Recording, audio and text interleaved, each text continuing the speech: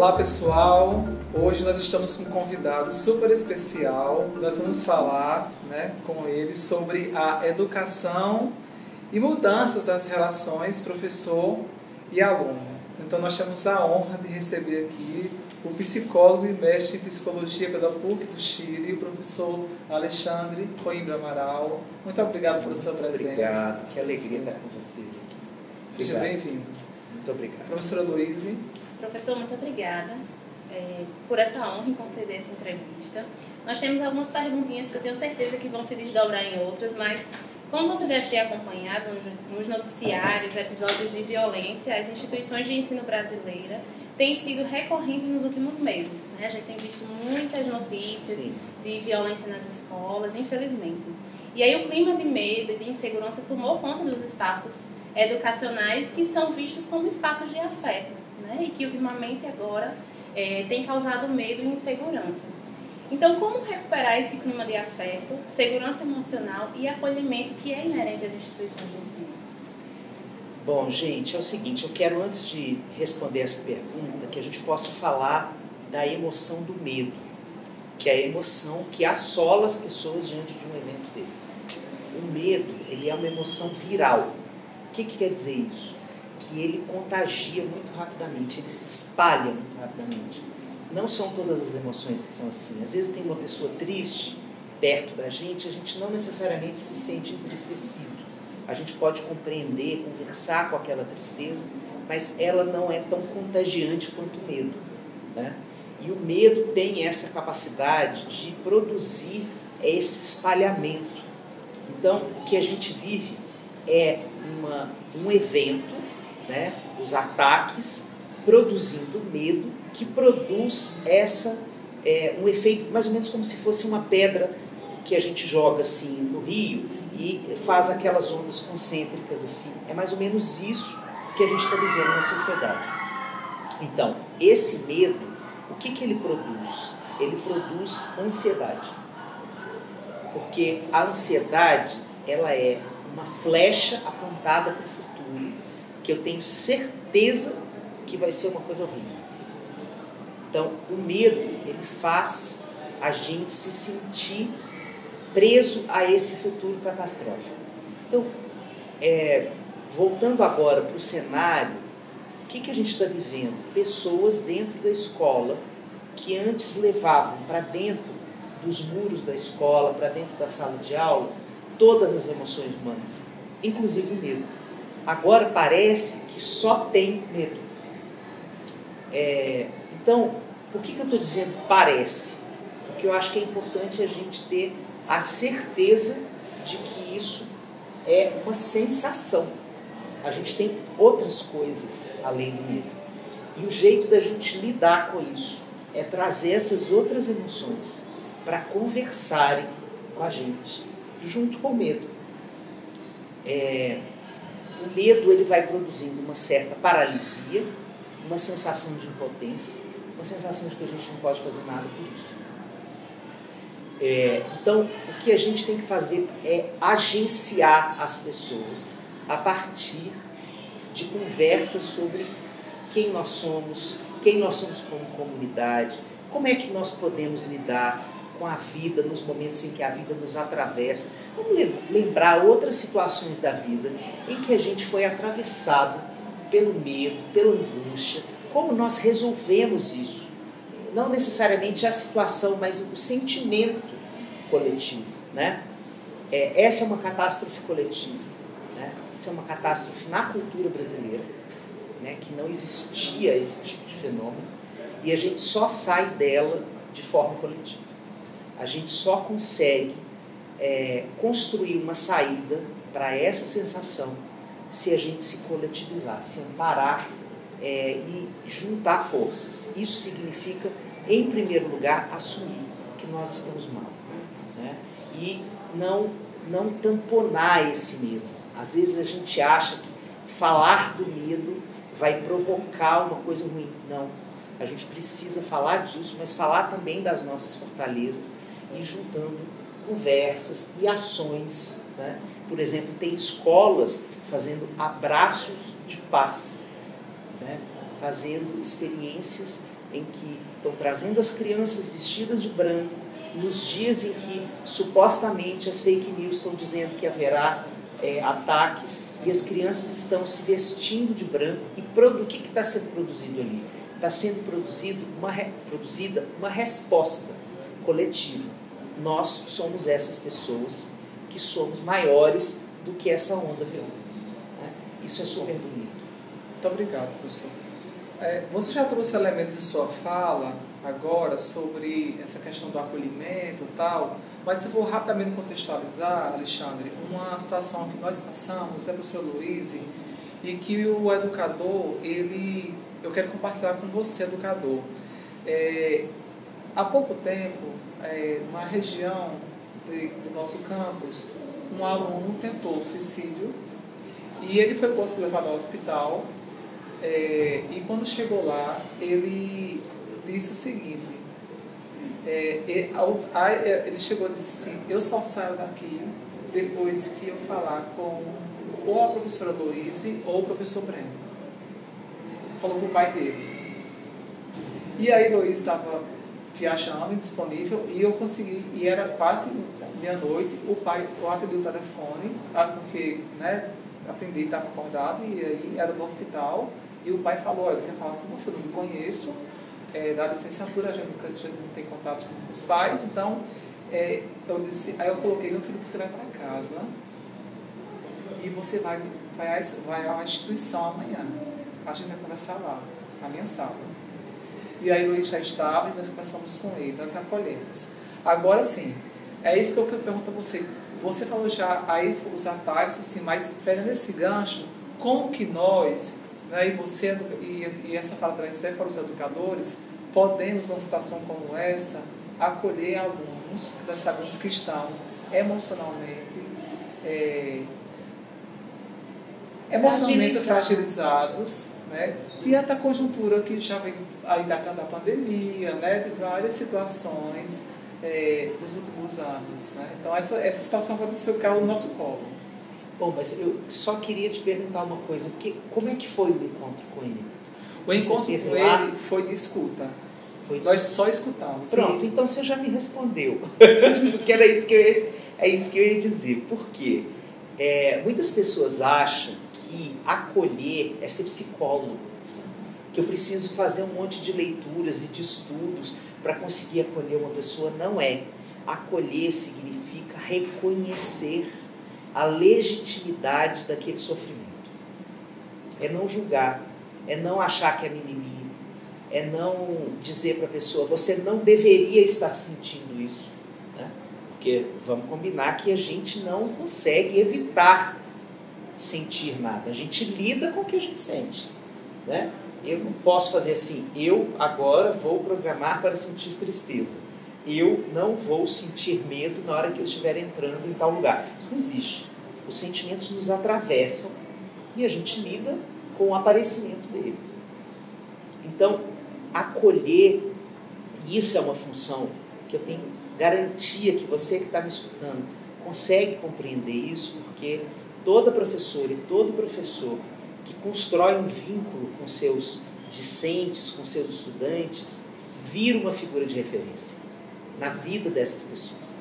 Então, sempre que a gente é uma figura de referência, toda vez que a pessoa está vivendo uma angústia ou um aperreio, vamos dizer uma palavra bem aqui do nosso campo cultural, da nossa semântica cultural aqui, toda vez que a pessoa está vivendo um aperreio, ela vai buscar aquela figura de referência em quem ela sente que ela pode receber esta escuta acolhedora.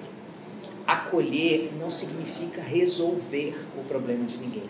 Significa escutar e fazer companhia. Os sofrimentos deixam a gente com uma sensação de solidão. E quando eu compartilho esse sofrimento com uma outra pessoa, e a pessoa diz assim: estou aqui com você. Estar com o outro significa compartilhar a dor de existir. A gente pode não ter a mesma dor de existir, mas a gente tem a nossa. Então, quando a gente toma uma pessoa pela mão, a gente fala com ela: velho, eu estou aqui vivo, eu sei que essa bagaça aqui é dura, existirmos, a que será que se destina? Diz lá Caetano Veloso, né? Então, o que ele está dizendo nessa música? A gente tem, de qualquer jeito, que arrumar uma forma de dar sentido à vida. Isso é muito trabalhoso.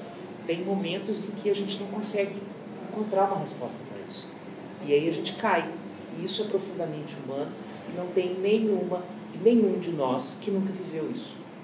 Então, na hora em que a gente senta como estudante para escutar essa angústia e dizer para ela ou para ele: eu sei do que você está falando. Isso que você está vivendo tem uma história diferente porque é a sua história. Mas esse tipo de dor de existir, eu já passei. Entende?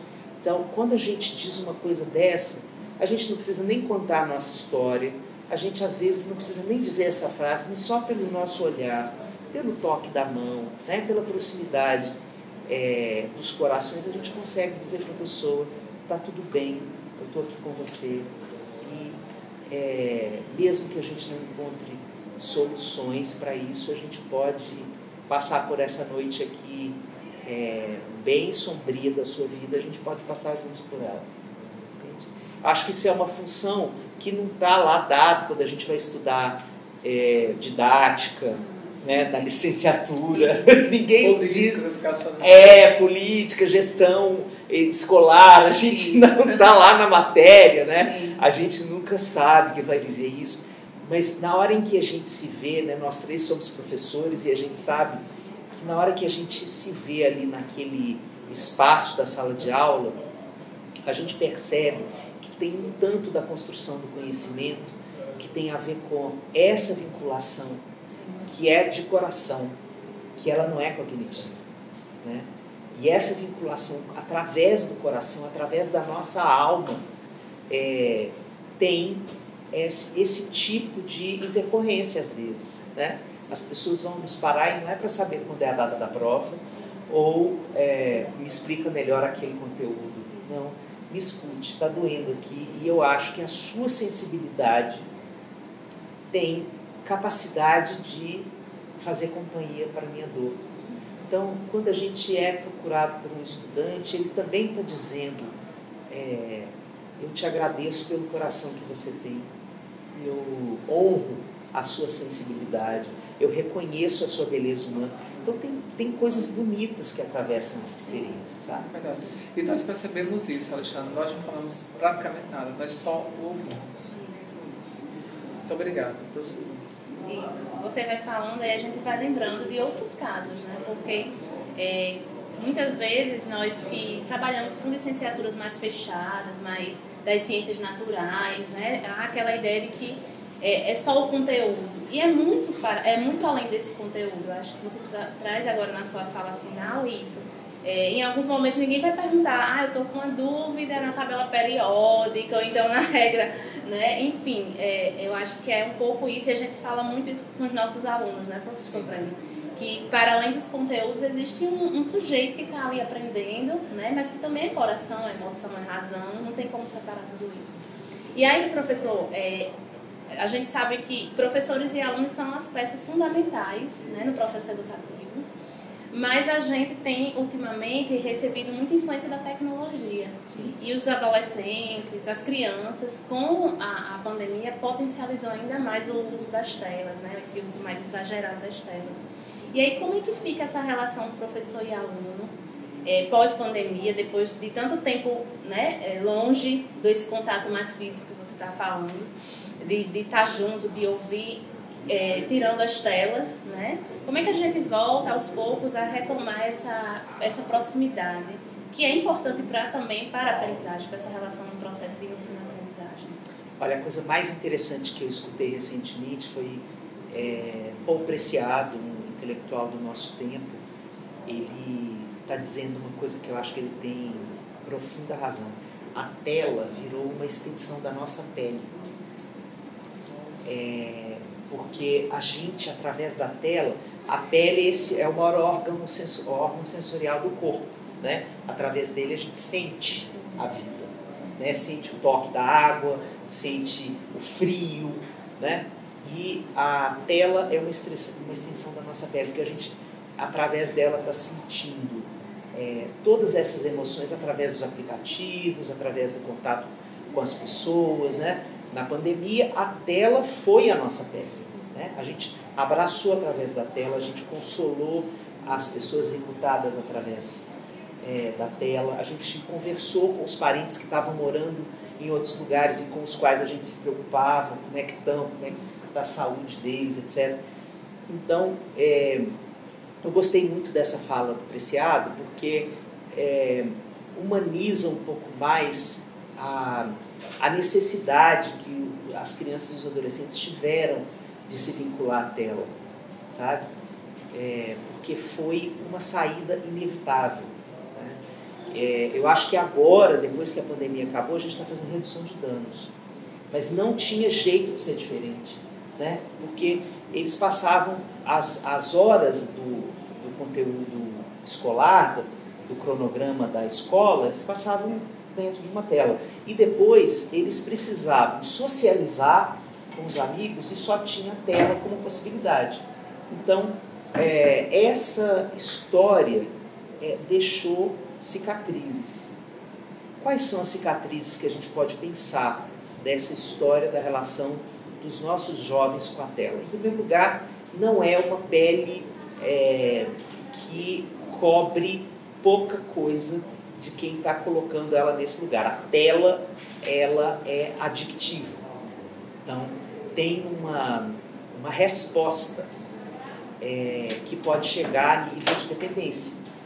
Então, o jeito que os programas, os jogos, os aplicativos funcionam, o que eles trazem para a gente de dificuldade? Primeiro, a noção da velocidade da resposta, né? Então, o contato presencial, ele não tem essa velocidade, ele não tem essa resposta, ele não tem esse mesmo tempo.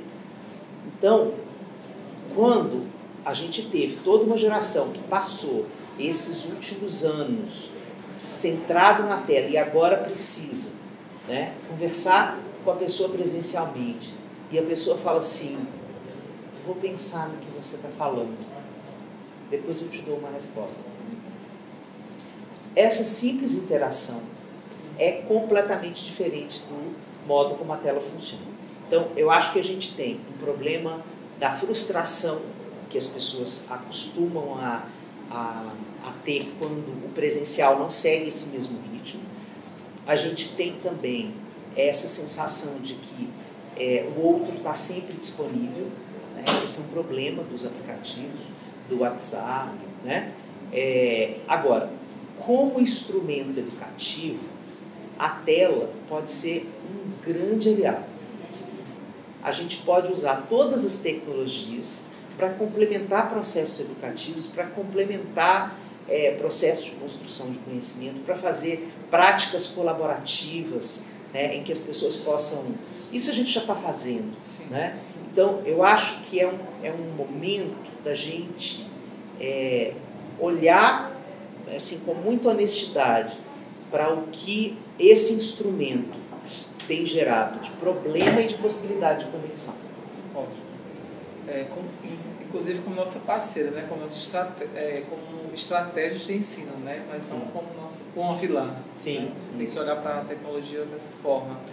O papo era muito bom, passaria muito tempo, mas a gente está chegando ao final, professor. E assim, para encerrar esse momento, nós trabalhamos muito com formação de professores, né? Com muitas redes parceiras, a comunidade interna e externa ao IFRN. Então, e nós escutamos muitos relatos de educadores que estão, de fato, muita gente afastada por ansiedade, por depressão, por exaustão mesmo, e que com muitas síndromes, enfim. Mas eu queria que você olhasse ali para aquela tela e deixasse uma mensagem para esse pessoal, até, quem sabe, dicas aí práticas para esse público. Com o maior prazer, com o maior prazer. Olha, para você que está vivendo uma experiência difícil nesse momento de qualquer condição de saúde mental, de angústia maior, né? Eu quero te dizer uma coisa. É muito natural que no nosso mundo a gente adoeça a partir daquilo que a gente mais ama. Esse tem sido um paradoxo do nosso tempo.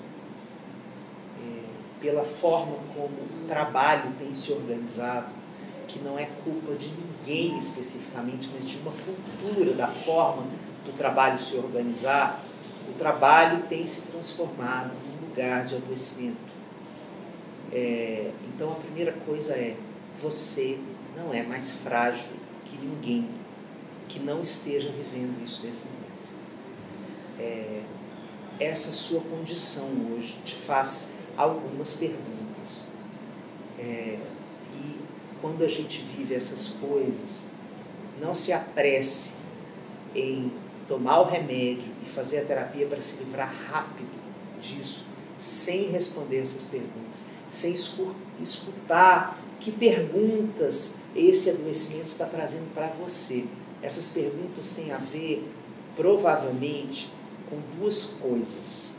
E eu vou te dar aqui uma pista, assim, um spoiler. A primeira coisa é o que pode ser transformado no meu ambiente de trabalho, que tem a ver não com você, mas com o ambiente. Os desgastes profissionais não têm a ver com a pessoa em especial, e sim com a cultura organizacional. Tem a ver com a forma com que o ambiente de trabalho está estruturado. Você pode se fazer essa pergunta. E a outra, essa sim direcionada para você, é o que eu posso fazer para fazer uma infusão, uma transfusão de beleza na minha vida. Todos esses adoecimentos, eles estão dizendo assim, cara, está faltando beleza na sua vida. O trabalho, na nossa época, no nosso século, ele tem corrompido o nosso tempo e feito a gente se esquecer de dar primazia às belezas que nutrem a nossa alma. O trabalho tem roubado, tem sido um ladrão de belezas da nossa vida. A gente tem se ocupado muito tempo do trabalho e a gente não vive bem. O bem viver não pode estar constituído só de realização profissional. Tem outras belezas da vida que estão sendo deixadas de lado, né? Então, se perguntar quais são as belezas que compõem a minha realização como ser humano, que estão ficando assim no canto, estou deixando só para algumas horinhas no fim de semana, né? De repente eu era aquela pessoa que adorava, sei lá, mexer com planta, ou eu gostava de brincar com o meu pet, ou com as minhas crianças, ou um instrumento, eu sou afinada com um instrumento. O instrumento é quase uma extensão do meu corpo. Adoro tocar violão, adoro tocar sanfona, e tem tempo que eu não pego na minha sanfona, tem tempo que eu não pego no meu violão. Então, essas pequenas belezas da vida, que a gente inclusive aprendeu a chamar de hobby, para colocar num lugar menos dignificante na cultura do que o lugar do trabalho, eu acho que a gente tem que acabar com essa fronteira e trazer um chamamento dessa beleza da vida para o cotidiano, né? Lidar com a necessidade disso na vida com a mesma importância que a gente dá para o trabalho, para o mesmo nível de importância. Olha, eu não posso passar nenhum dia sem tocar meu violão, eu não posso passar nenhum dia sem conversar com as minhas plantas. Eu falei de planta porque eu sou doido das plantas. Então, eu levanto todo dia na minha casa e antes de eu começar o meu dia de trabalho, eu vou dar bom dia para as minhas plantas, eu vou regar as minhas plantas, eu converso com elas, eu percebo que elas não estão bem, eu converso. Você veja, maluquice do psicólogo, não é verdade? E é isso. E eu sinto alguma coisa muito importante acontecendo no meu coração nesse momento. Então, são essas coisas simples da vida que não podem faltar. Se é o contato com a sua avó, vá lá ver sua avó. Não deixe sua avó. Não fale com sua avó pela tela. Vá lá, dá um abraço na sua avó, sentir aquele cheiro bom de colo de vó, de textura da pele da avó, do bolo, o gosto do bolo, do café. Quer dizer, invente formas na sua vida de recuperar espaço e tempo genuínos para essas belezas entrarem. Você vai ver que você vai melhorar. Pode continuar fazendo a sua terapia, tomando remédio, não tem problema nenhum com isso. Aliás, eu sou profissional dessa área, mas eu acho que não é só isso a questão. A gente precisa fazer um olhar muito mais ampliado para o que a nossa vida está sentindo falta. É isso. Maravilha, professor. Muito obrigada. Obrigado, meninos. Obrigado pela alegria de estar com vocês. Obrigado, professor. Obrigado a vocês.